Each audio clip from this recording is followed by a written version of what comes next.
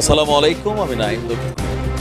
দর্শক, Russia Ukraine যুদ্ধের সর্বশেষ আপডেট থাকছে আজকের এই খবরে। তবে এই যুদ্ধটা যেটা আপকামিং তৃতীয় বিশ্বযুদ্ধের একটা প্রেক্ষাপট পরিস্থিতি তৈরি করছে, সেই সম্পর্কে কিভাবে পশ্চিমারা সারা বিশ্বকে এবং তাদের জনগণকে ধোঁকা দিচ্ছে, সেই বিষয়টা নিয়ে ভ্লাদিমির পুতিন পশ্চিমা গণমাধ্যমগুলোকে একটা মেসেজ পাঠিয়েছে, তোমরা ছাপাও, তোমাদের দেশের জনগণকে দেখাই দাও যে বেসিক্যালি তৃতীয় বিশ্বযুদ্ধ যেটা তৈরি হতে যাচ্ছে বা যেই প্রেক্ষাপটটা তৈরি করা হচ্ছে, সেই প্রেক্ষাপটটা কারা তৈরি করছে, কিভাবে তৈরি করছে। আসসালামু আলাইকুম প্রিয় দর্শক, ফাইনালি চলে আসলাম আপডেট ও গুরুত্বপূর্ণ কিছু নিউজ নিয়ে আপনাদের মাঝে। প্রিয় দর্শক, অবশ্যই ভিডিওটি শেষ অবধি দেখবেন।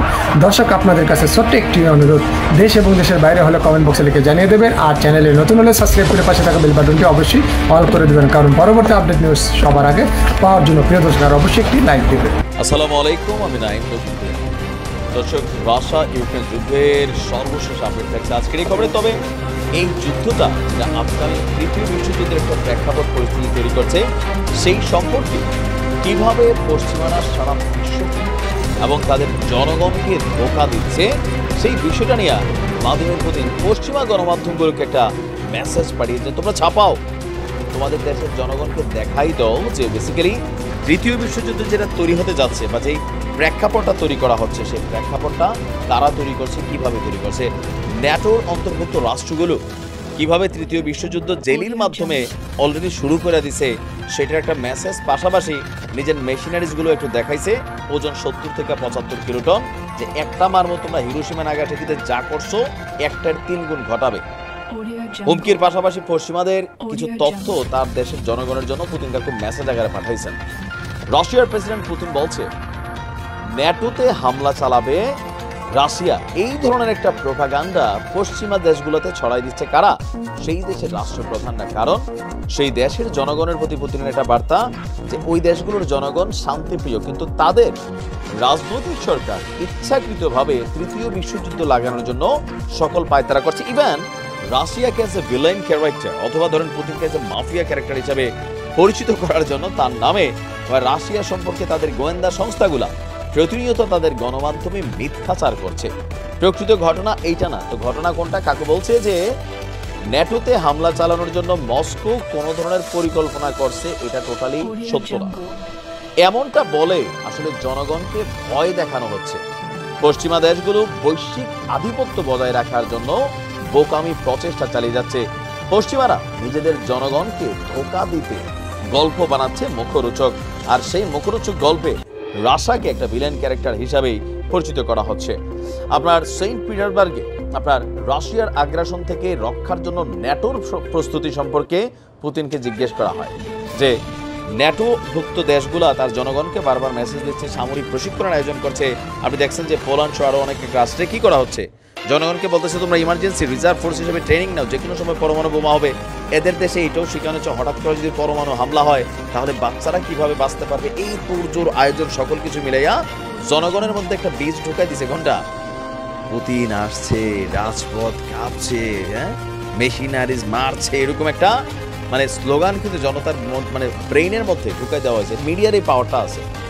10টা শক্তিশালী মিডিয়া তারা যদি ধরেন একটা নিউজ বারবার প্রচার করে মানুষের মধ্যে একটা কনসেন্ট্রেশন তৈরি হয়। পুতিন বলছে ঠিক এই খেলাটাই পশ্চিমারা খেলছে। পুতিন বলছে দেখুন, কেউ কল্পনা করছে যে রাশিয়া ন্যাটোতে আক্রমণ করে একদম লন্ডভন্ড করে দিয়েছে। আপনি কি পুরোপুরি পাগল হয়ে গেছেন? জনগণকে বলছে কাকু না, আমরা পাগল না, আমরা কাকুর ফ্যান ফলোয়ার। এইটা ফালতু কথা, কে নিয়ে আসছে এগুলা? মুরব্বী তো ধমক টমক দিয়ে ফেলে, হ্যাঁ, কাশি টাশিও আসে ধমকের সাথে সম্ভবত। এখন কাকু পরামর্শ দিচ্ছেন যে এই ধরনের ভ্রান্ত ধারণা পশ্চিমের জনগণের সঙ্গে প্রতারণার জন্যই ছড়ানো হচ্ছে। তারা এসব বলে নিজেদের সশস্ত্র করতে চায়, এমনকি ইউক্রেনে আরো অস্ত্র পাঠানোর আহ্বান জানায়। পুতিনের বক্তব্য, পশ্চিমারা নিজেদের মহত্বের অবস্থান ধরে রাখার জন্য এমনটা বলছে। জার্মানি, ফ্রান্স এবং ইউরোপের অন্যান্য স্থানের জনগণের উদ্দেশ্যে এই সকল ভীতিকর গল্পের মধ্যে আসলে সারমর্ম কিছুই নাই। ইউক্রেনে আমরা শুধু নিজেদের রক্ষা করছি, ইউক্রেনের সাথে রাশিয়া লড়াই করছে, সেটা আলাদা। প্রায় 3 ঘন্টার বেশি চলা লম্বা একটা বক্তব্য কাকু দিয়েছেন যে যতবারই রাশিয়া যুদ্ধে জড়াইছে সকল কিছুর জন্য প্রথম দায়িত্বটা আসলে পশ্চিমারাই তুলে নিছে। আর এই মুহূর্তে রাশিয়া বিশ্বযুদ্ধ চায় না, রাশিয়া পরমাণু অস্ত্র প্রয়োগ করতে চায় না। তবে জনগণের প্রতি পুতিনের আফসোস একটা বার্তা যে আমার আফসোস যে পশ্চিমারা এই যুদ্ধটা লাগাবেই, তারপর রাশিয়া তার সার্বভৌমত্ব রক্ষায় যখন আত্মরক্ষা করবে তখন জনগণের কাছে গালগুল ফুলাইয়া তিলের তাল বানাইয়া এরা মিডিয়াতে প্রকাশ করবে। পশ্চিমাদের আসল চরিত্র কিন্তু এইটাই, লাগাই দিছে এন করেঙ্গা তেন করেঙ্গা, কিছুই নেই করেঙ্গা। আর কি বাংলাদেশের মানুষের বোঝার বাকি আছে? এদের জন্য প্রধানমন্ত্রী শেখ হাসিনা ঠিক ভাবিয়ে কয় হাসু ডোজ দিতে পারে জায়গা মতো। তো এখন এটাই প্রমাণিত, এটাই কিন্তু বাস্তবতা। এতটা বছর ধরে আমাদেরকে সন্ত্রাসী বানিয়ে রাখছে বীরদেরকে, আজকে আসল মুখোশ খুলে গেছে না, ওই দেশের জনগণই প্রটেস্ট করছে।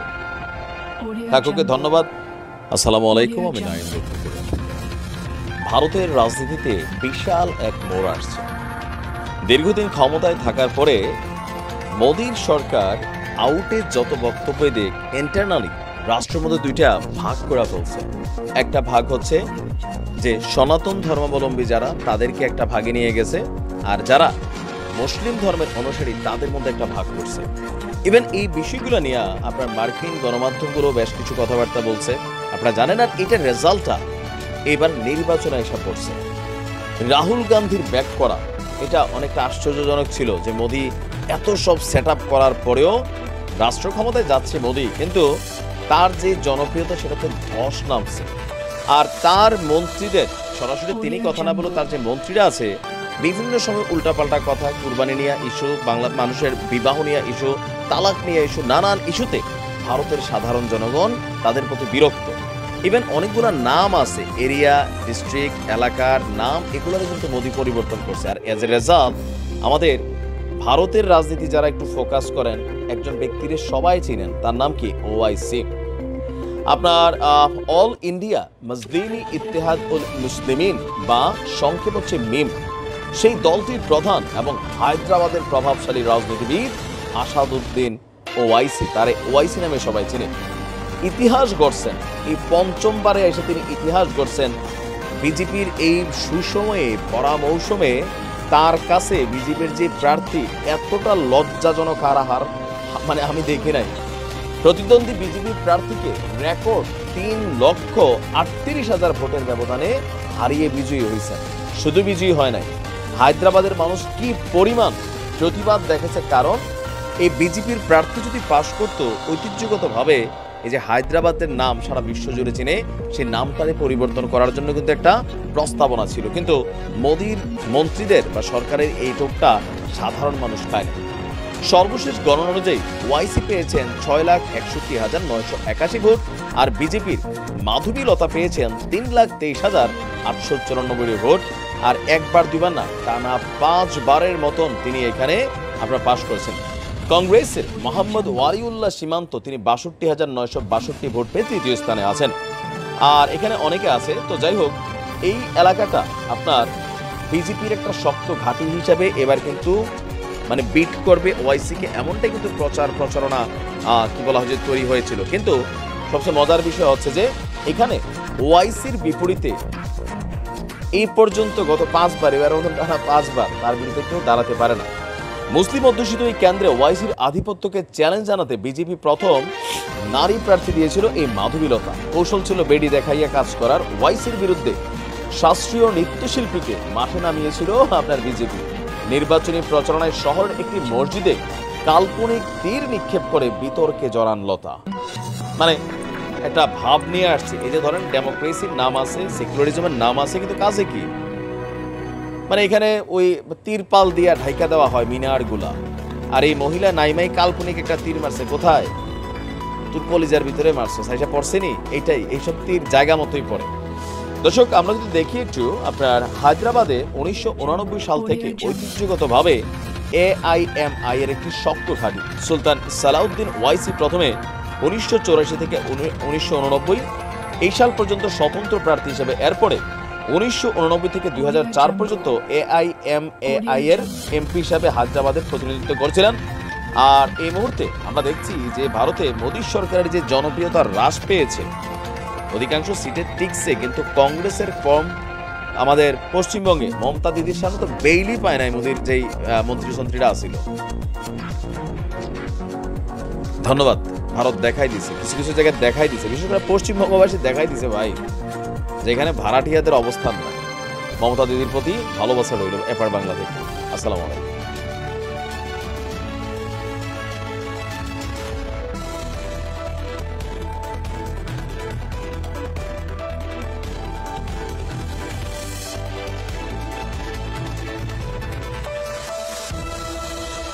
Audio Jungle.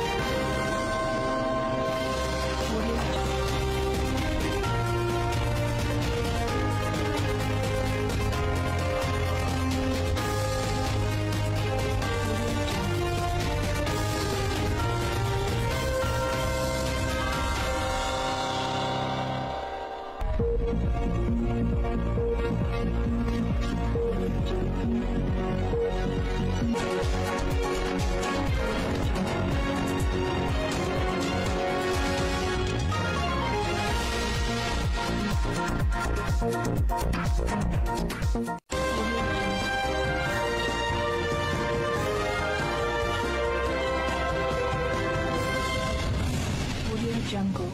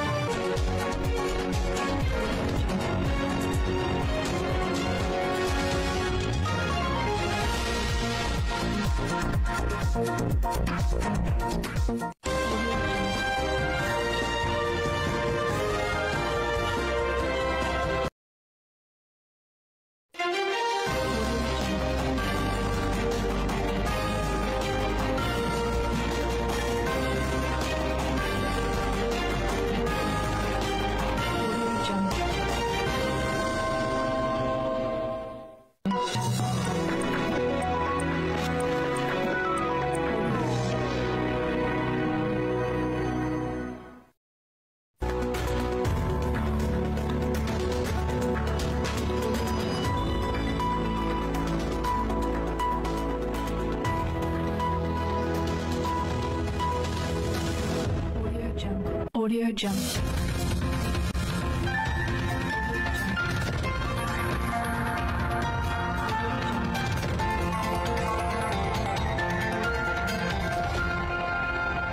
Audio Jungle. Audio Jungle.